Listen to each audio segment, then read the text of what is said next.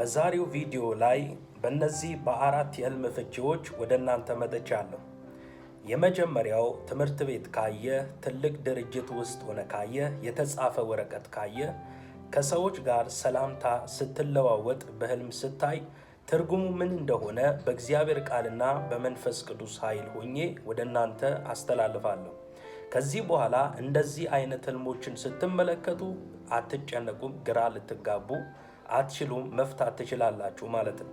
ወዳጆቼ ይህ ቪዲዮ ብዙ ሰዎች ጋር እንዲደርስ ቪዲዮን ላይክ በማድረግ ኮመንት ላይ ሐሳባችሁንና የህልም ፍቺዎቻችሁን እንድትጽፉ አሳስባችኋለሁ።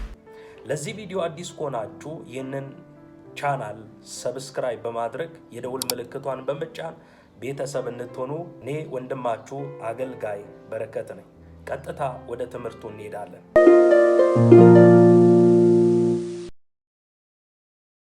ሰላም ለእናንተ ይሁን ወዳጆች። ይህ ዘመን ህይወታችንን በክርስቶስ የምንዋጅበት ዘመን እንደሆነ አልጠራጠርም። በመጀመሪያ ትምህርት ቤት በህልሞቻችን ከተመለከትን ምን አይነት ፍቺ አለው? እግዚአብሔር ምን እያለን እየተናገረ ነው? በህልም ትምህርት ቤት ውስጥ ሆነን ካየን እግዚአብሔር ለትልቅ ዓላማ እያዘጋጀን መሆኑን ያሳያል። ወይንም አዲስ መንፈሳዊ ትምህርት ወይም አዲስ ልምምድ ውስጥ የምንገባበትና አዲስ ልምምዶችን የምንቀስምበት ወቅት ላይ እንደሆነን ማወቅና መረዳት እንችላለን።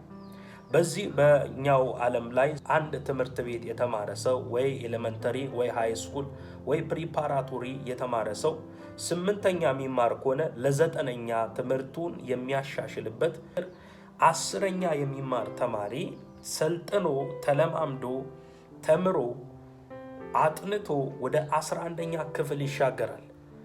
በዚሁ ዓለም ላይ ልክ እንደዚህ እንደሆነ በመንፈሳዊና በህልሞቻችን ላይ ደግሞ ትምህርት ቤት ካየን እግዚአብሔር ለቀጣይ ህይወት ለቀጣይ ሌቭል እያለማመደን እንደሆነ ፍንጭ የሚሰጥ ህልም ነው። በሐዋርያት ሥራ ምዕራፍ 7 ቁጥር 22 ላይ ሲናገር ሙሴም የግብጾችን ጥበብ ሁሉ ተማረ፣ በቃሉና በስራው እየበረታ ሆነ ይላል። ሙሴ የግብጾችን ጥበብ ሁሉ ተማረ፣ በቃሉና በስራው የበረታ ሆነ ብሎ ይናገራል። ለዛ ነው እግዚአብሔር አምላክ ሙሴን መርጦት ወደ ግብጽ ይሄድ ዘንድ የእስራኤልን ህዝብ ያመልከኝ ዘንድ ህዝቤን ልቀቅ ብለህ በፈርዖን ጆሮ ትናገራለህ ብሎ እግዚአብሔር በሙሴ አማካኝነት የላከው። ለመላክ ምን ያስፈልጋል? ኃይል ያስፈልጋል፣ እውቀት ያስፈልጋል። በወንጌላት መጽሐፍ ውስጥ ስታነቡና ስትመለከቱ ጌታ ኢየሱስ ክርስቶስ በምድር በተመላለሰበት ደቀ መዛሙርቶችን ለ3 ዓመታት ያስተምራቸው ነበረ። ያስተማራቸው ወደ ዓለም ሁሉ ሂዱ፣ ወንጌልን ለፍጥረት ሁሉ ስበኩ እያለ ቀድሞ በዛን ሰዓት ያስተማራቸውን ትምህርት በመንፈስ ኃይል ሐዋርያት ሥራ ሲገልጡና የእግዚአብሔር ኃይል በእነሱ ሲገለጥ ያዩትንና የተማሩትን ሲገልጡና ህዝቡን ወደ እግዚአብሔር መንግሥት ሲያመጡ ማየት እንችላለን። በተጨማሪም ትምህርት ቤት ውስጥ ፈተና ስንፈተን ከተመለከትን ይህ ህልም የጥንቃቄ መልእክት ነው። ፈተና ስንፈተን ከተመለከትን ወደ ቀጣዩ ደረጃ ለመሸጋገር በህይወታችን ውስጥ ማለፍ ያለብን የህይወት ፈተና እንዳለ ይጠቁማል። እንዲህ አይነት ህልሞች ስንመለከት ልባችንና እምነታችንን መጠበቅ ያስፈልጋል። እግዚአብሔር በህይወት ስርዓታችን በምናልፍበት የህይወት መንገዳችን ላይ ፈተና የገጠመን ከሆነ በህልሞቻችን በትምህርት ቤት ውስጥ ፈተና ስንፈተን እንመለከታለን። እንዲህ አይነት ፈተና ስንፈተን ካየን መጸለይ አለብን። ምክንያቱም ያንን ፈተና እግዚአብሔር እንዲያሳልፈንና እንዲያሻግረን መጽሐፍ ቅዱስ በሉቃስ ወንጌል ምዕራፍ 4 ቁጥር 2 ላይ ሲናገር 40 ቀን ከዲያብሎስ ተፈተነ፣ በዚያም ቀኖች ምንም አልበላም፣ ከጨረሰም በኋላ ተራበ ይላል።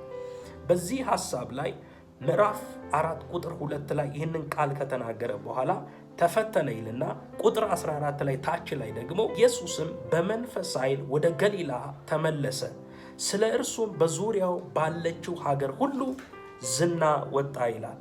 እግዚአብሔር አምላክ ይባረክ። ስለዚህ ከፈተና በኋላ ምን አለ? የእግዚአብሔር ኃይል አለ፣ ድል አለ፣ ቀጣይ የሚሻገር ሌላ ደረጃና ሌቭል እንዳለ ማወቅና መረዳት አለብን። በአጠቃላይ ፈተና ስንፈተን ካየን የህይወት ፈተና ስለሆነ ጸልየን እግዚአብሔር እንዲያሻግረን በእግዚአብሔር ፊት መቆየት አለብን። በዘፍጥረት ምዕራፍ 22 ቁጥር 1 ላይ ደግሞ እግዚአብሔር አብርሃምን ፈተነው ይላል። ይህ የእግዚአብሔር ፈተና ነው። ጠላት የሚፈትነው ፈተና አለ። ሰዎች በራሳቸው ምኞትና ሐሳብ ሲገፋፉ የሚፈተኑ ፈተና አለ። ደግሞም እግዚአብሔርም የሚፈትነው ፈተና አለ። ስንፈተን ካየን ጸልየን እግዚአብሔር ዘንድ ጸጋና ኃይልን መቀበልና እግዚአብሔር እንዲያሻግረን በእግዚአብሔር ፊት መቆየት አለብን። ሁለተኛው ትልቅ ድርጅት ውስጥ ሆነን ከተመለከትን ይህ ህልም የመሾምና የተጽዕኖ ምልክት ነው። እግዚአብሔር ከጠበቅነው በላይ የሆነ ቦታ፣ ትልቅ ቦታ እንዳየልን የሥራ መስክ ወይም አገልግሎት ውስጥ ሊያሰማራክ እንደሆነ ያመለክታል። ትልቅ ድርጅት ማለት ትልቅ የአገልግሎት መንገድ፣ ትልቅ ድርጅት ማየት፣ ትልቅ የሥራ መስክ እዚህ አቅጣጫ መፍታት እንችላለን። ይህንን ህልም ካየን ከእግዚአብሔር ለትልቅ ዓላማ ወይንም ለትልቅ ስፍራ እግዚአብሔር እያዘጋጀ እንደሆነ ማወቅና መመልከት ያስፈልጋል። በመጽሐፍ ቅዱሳችን ለምሳሌ መጽሐፍ ቅዱስ ላይ በዘፍጥረት ምዕራፍ 41 ላይ ሲናገር አንተ በቤቴ ላይ ተሾም፣ ሕዝቤም ሁሉ ለቃልህ ይታዘዝ ብሎ ይናገራል። እግዚአብሔር የሰጠውን ስልጣን፣ ያንን ስልጣን ደግሞ በሰው ዘንድ ሲገለጥ፣ በፈርዖን ዘንድ ሲገለጥ አንተ በቤቴ ላይ ምን ትሆናለህ አለው። ተሾመሃል አለው። ሕዝቤም ለቃል ይገዛል አለው። ይህንን ቃል ለዮሴፍ የተነገረለት ቃል ነው። እግዚአብሔር ለትልቅ ዓላማ እንዳዘጋጀው ክፍሉ ይናገራል። በትንቢተ ዳንኤል ምዕራፍ 6 ቁጥር 3 ላይ ሲናገር ዳንኤልም መልካም መንፈስ ስላለው ከአለቆችና ከመሳፍንት በለጠ፣ ንጉሡም በመንግስቱ ሁሉ ላይ ይሾመው ዘንድ አሰበ ብሎ ይናገራል። ትልቅ ድርጅት ውስጥ ሆነን በህልማችን ካየን ለትልቅ ፕሮግራም፣ ለሀገር መሪነት፣ ለትልቅ ድርጅት፣ ለካምፓኒ ዋና እግዚአብሔር ሊያደርገን እንደሆነ መልእክት የሚሰጥበት የእግዚአብሔር ቋንቋ ነው። ሶስተኛ የተጻፈ ወረቀት በህልሞቻችን ይዘን ከተመለከትን ይህንን ህልም ስናይ እግዚአብሔር ለእኛ የሚሰጠን ሚሴጅ እንደሆነ እግዚአብሔር የሚጠቅሙበት መንገድ ነው። ወረቀት መያዝ የተሰጠንን ሀደራ ወይንም ራእይን ያመለክታል። ወረቀት መያዝ እግዚአብሔር የሰጠንን ሀደራ ወይንም ራእይን ያሳያል፣ ያመለክታል። በወረቀቱ ላይ ያለው ጽሑፍ ደግሞ ግልጽ በሆነ መለኮታዊ ትእዛዝ እንደሆነ ያሳያል። ወረቀት ላይ የተጻፈ ጽሑፍ በህልሞቻችን ይዘን ካየ ግልጽ የሆነ የተገለጠ የእግዚአብሔርን ምሪት ወይንም ትእዛዝን ይጠቁማል። ካልሆነ ግን ጌታ በህይወታችን የጻፈው አዲስ የኪዳን ሰነድ ወይንም የሥራ ስምሪት እንደሆነ ይጠቁማል። መጽሐፍ ቅዱሳችን በዕንባቆም ምዕራፍ 2 ቁጥር 2 ላይ ሲናገር እግዚአብሔርም መለሰልኝ እንዲህም አለኝ፣ አንባቢው ይፈጥን ዘንድ ራእዩን ጻፍ፣ በጽላትም ላይ ግለጠው አለ። ይህ ማለት የተገለጠ የእግዚአብሔር ምሪት ማለት ነው። ዕንባቆም የተቀበለው እግዚአብሔር አምላክ ለዕንባቆም ሲናገረው አንባቢው ይፈጥን ዘንድ ራእዩን በጽላት ላይ ጻፈው አለው፣ ግለጠው አለው።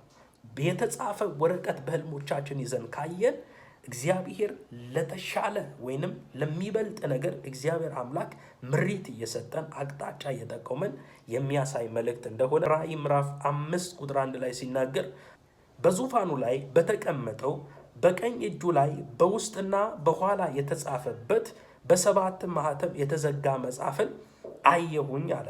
በሰባት ማኅተም የተዘጋ መጽሐፍን አየሁኝ። ስለዚህ ያየው የተጻፈ በመጽሐፉ ላይ የተጻፈው በማኅተም የተጻፈ መጽሐፍ ነው የተመለከተው። እግዚአብሔር በህልም የተጻፈ ወረቀት ላይ የተጻፈ ጽሑፍ ካሳየ እግዚአብሔር የተገለጠ ምሪት፣ የተገለጠ ስምሪት እግዚአብሔር እየሰጠን እንደሆነ ማወቅና መረዳት እንዳለብን። መጨረሻውና አራተኛው በህልሞቻችን ከሰው ጋር መጨባበጥ ወይም ከሰው ጋር አብሮ መቆም ካየን ትርጉሙ ምን ማለት ነው? መጨባበጥ ስምምነትን ያሳያል፣ መቀበልንና ሞገስን ያሳያል። ከሰዎች ጋር በህልም ከወንድም ጋር ስትጨባበጥ፣ ከአሰሪ ጋር ስትጨባበጥ፣ ከአገልጋይ ጋር ስትጨባበጥ፣ ከሆኑ አካላት ጋር ስትጨባበጥ ይህንን ህልም ካየ ስምምነትን ያሳያል፣ መቀባበልን ያሳያል፣ ሞገስን ያሳያል። በዚህ ሰዓት ከመጥፎ ሰው ጋር ወይንም ከሞተ ሰው ጋር ከተጨባበጥ ኢሚዲየትሊ በመጸለይ ማፍረስ ያስፈልጋል። ከመልካም ሰው ጋር ከተጨባበጥክ ደግሞ ከዛ ሰው ጋር አንተ ጉዳይ አለ፣ መጨረስ ያለብህ፣ ማውራት ያለብህ፣ መስማማት ያለብህ፣ መረዳት ያለብህ ኬዝ አለ ከዛ ሰው ጋር።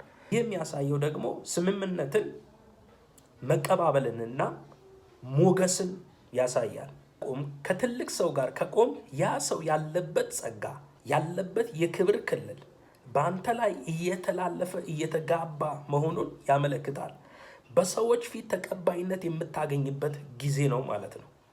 በገላትያ ምዕራፍ 2 ቁጥር 9 ላይ ሲናገር ደግሞ የተሰጠኝን ጸጋ አውቀው አዕማድ መስለው የሚታዩ ያዕቆብና ኬፋ ዮሐንስም እኛ ወደ አሕዛብ እነርሱም ወደ ተገረዙት ይሄዱ ዘንድ ለእኔና ለበርናባስ ቀኝ እጃቸውን ሰጡን ይላል። ቀኝ እጃቸውን ሰጡን። እጅ መስጠት ማለት አብሮነትን፣ መስማማትን፣ ሞገስን ያመለክታል። ይህንን ቪዲዮ ከወደዳችሁት ላይክ እያደረጋችሁ ሼር በማድረግ ኮመንት ላይ ሐሳባችሁንና የህልሞቻችሁን ፍቺ በመስጠት እንዲተረጉምላችሁና እንዲቀጥልላችሁ የምትፈልጉትን ህልም በመጻፍ አብራችሁን አገልግሉ። ሻሎም